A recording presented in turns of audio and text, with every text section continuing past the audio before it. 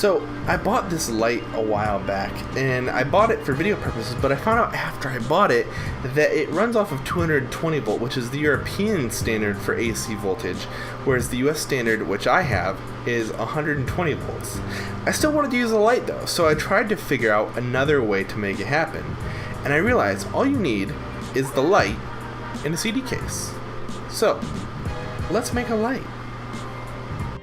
So I started doing my research. I bought these lights here on GearBest for about $3.42, and I found out after I bought them that they use the 5730 SMD mount LEDs, and they use them in strips of 6, and that's what you see in the octagon.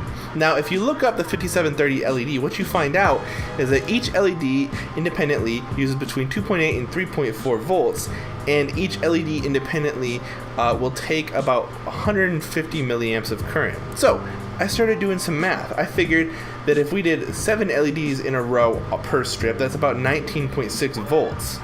And if we did 0.15 times 8 of these strips all in parallel, it's about 1.2 amps. So I started to figure maybe I could use a 19 volt laptop charger to power these LEDs. So I got on eBay and started hunting for a deal, and I found 2 of these things for less than $7.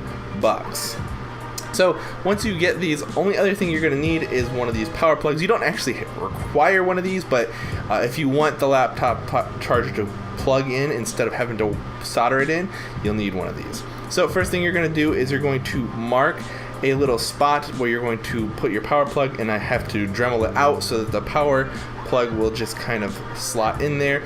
Once you have that kind of fitted in and it seats comfortably, you're going to have to flip it upside down so that your pins will face the upper side of your CD case.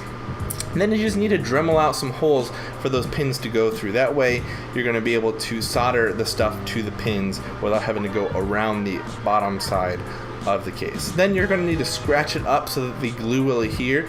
I'm using a knife here to do it.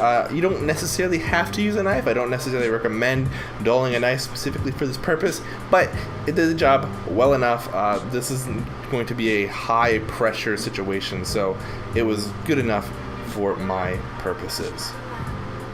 Once you have that done, what you're going to start doing next is start plotting out where you're going to put your LED strips. So you just kind of lay them down here, get them spaced out to about how they're going to be, just so you can kind of get an idea of what it's going to look like actually mounted on this CD case.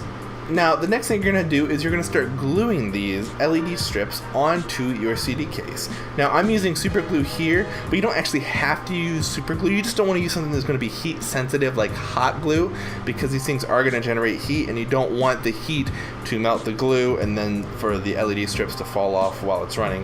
I actually used wood glue in my first version of this, and that worked perfectly fine. So you don't have to use hot or super glue, but you just want to make sure that whatever glue you're going to use is not going to melt underneath the LEDs. Once you have your LEDs glued in, you want to go ahead and start super gluing all around your power port, just so that thing does not pop off when you're unplugging and plugging it in. You definitely want to make sure that's on there nice and secure. Once you have that, it is time to start cutting wire. So take a length of wire here and figure out about how long each length needs to be in between the LEDs, and then just start stripping off pieces so that it looks like you see here, where each piece has a little bit of wire in between it, and then you're just going to start soldering onto your LEDs. So what you're going to do is you're just going to take the wire, and in the spots where you have your wire stripped back, you're just going to pop your solder right on there. So you kind of spaced it out so that each one will line up nicely, and you've got this a little zigzag going where you can fit the little bit of wire in between there and safely solder. I'm not doing the best soldering job here because I found out that I actually bought really junky and cheap solder. So you're going to do this twice. You're going to do once for all the positives together and then once for all the negatives together. That way you'll have a complete circuit. Now, once you have all those done, you're going to go ahead and trim the ends of your wires off and thread your negative through the top of your DC power port, and then you're going to go ahead and thread the positive through the bottom of your DC power port, and you're going to solder those on like you see here.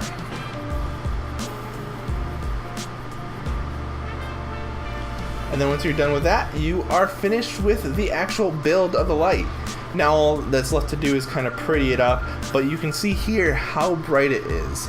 And I did make a version before this, like I had mentioned earlier. That one I actually painted black on the back, so it has kind of a nicer look. Put some tape over top of the wiring so that it's not showing, and then I put a GoPro mount actually attached to the back so that I could attach accessories to it and things like that. That way I am able to mount it in more places. So this is what my set looks like with my 1600 lumen light bulb with some diffusion on it. And when I take the diffusion off, it looks like this, so you kind of get an idea.